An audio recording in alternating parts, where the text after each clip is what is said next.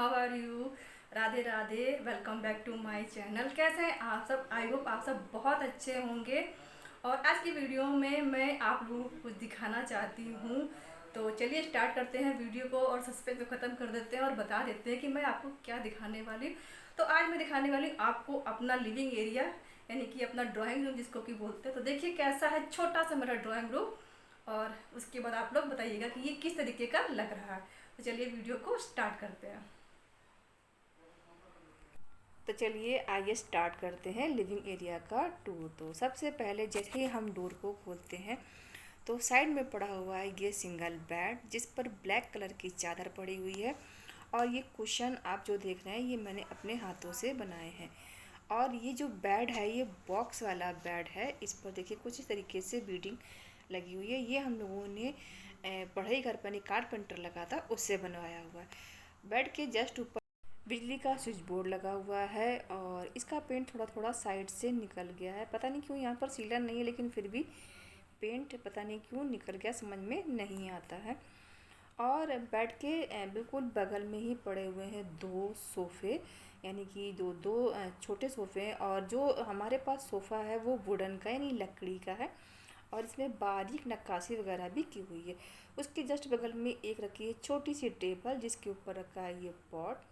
उसके बगल में बनी हुई है ये अलमीरा। तो ये अलमीरा में क्या है चलिए मैं आपको खोल के दिखा देती हूँ। ये सिंगल अलमीरा है और इसमें मेरे छोटे बेटे की देखिए सारी कॉपी किताबें किस तरीके से भरी हैं। इस बंद दराजों का यही फ़ायदा होता है कि आप कुछ भी सामान रख दीजिए वो किसी को दिखाई नहीं देता, और उल्टा सीधा हो तो भी कोई फ़र्क नहीं पड़ता। तो ये देखिए यहाँ पर भी उसके सारे सामान रखे हुए हैं।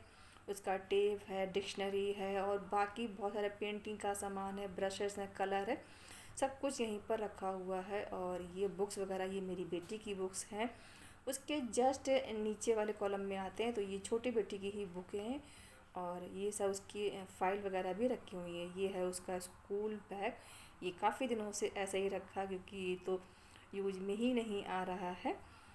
अब इस दराज को भी हम बंद कर देते हैं। अब चलते हैं ऊपर की दराज में। तो देखिए सबसे पहले आती है ये सीनरी। तो इस सीनरी का जिक्र मैंने आप लोगों से किया था।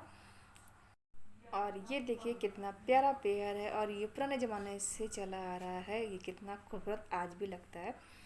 इस पेड़ के जस्ट आगे रखी हैं दो बर्ड। तो ये पानी डाल के बजती हैं और सीटी की आवाज़ आती है। उसके बगल में एक छोटी सी और बर्ड रखी है जो कि लाइट से जलती है। उसके जस्ट पीछे रखे हैं लाफिंग बुद्धा का पेड़ और उसके पीछे रखा है एक पेन जिसके ऊपर बनी है बर्ड।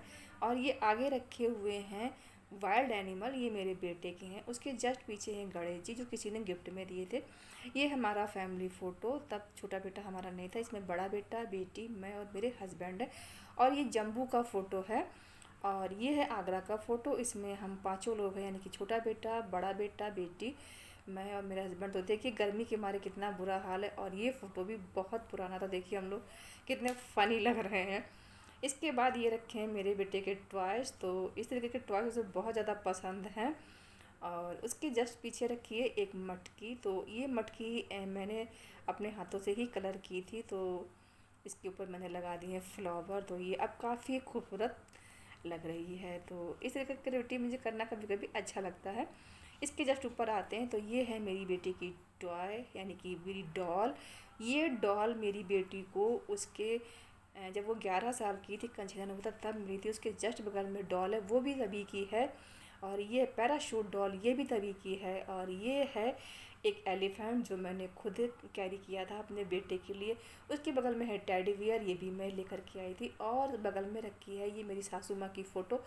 तो आपने देखा होगा भगवान की अलमारी के पास रखी हुई ये बड़ी फ़ोटो। तो ये छोटी थी तो मैंने इसकी यहाँ पे रख दिया ताकि गंदी ना हो। उसके अलावा ये दो रखे हैं डॉग। ये डॉग भी बहुत पुराने हैं, करीब इन डॉगों को करीब 20 साल हो गए, इतने पुराने ये डॉग। इसके बगल में रखी है ये शील्ड जो मेरे हस्बैंड को मिली थी। ये कहीं गए थे तो वहीं पर उनको ये शील्ड गिफ्ट में मिली थी।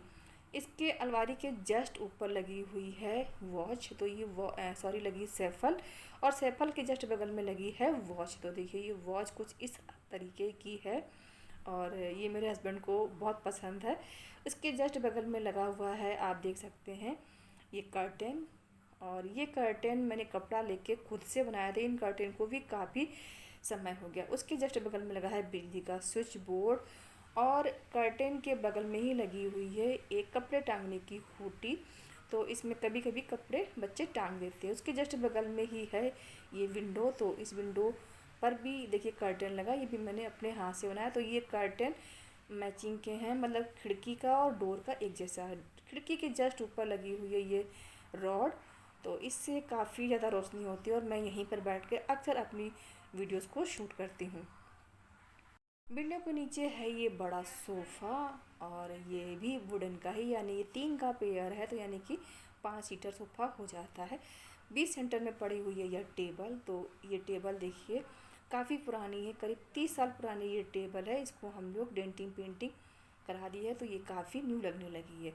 इसी के बगल में देखिए ये है डोर, और ये डोर अभी हम लोगों ने कुछ दिन पहले ही चेंज करवाया था। इसके बगल में है ये कर्टेन। तो ये कर्टेन बाहर को जाता है, यानी कि आंगन में खुलता है, जहाँ पे हम लोग बैठ कर के सारा काम वगैरह करते हैं।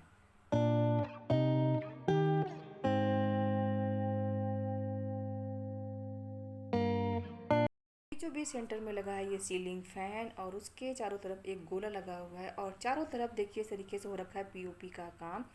वॉल पर कुछ पर्पल और वाइट कलर से कलर किया हुआ है।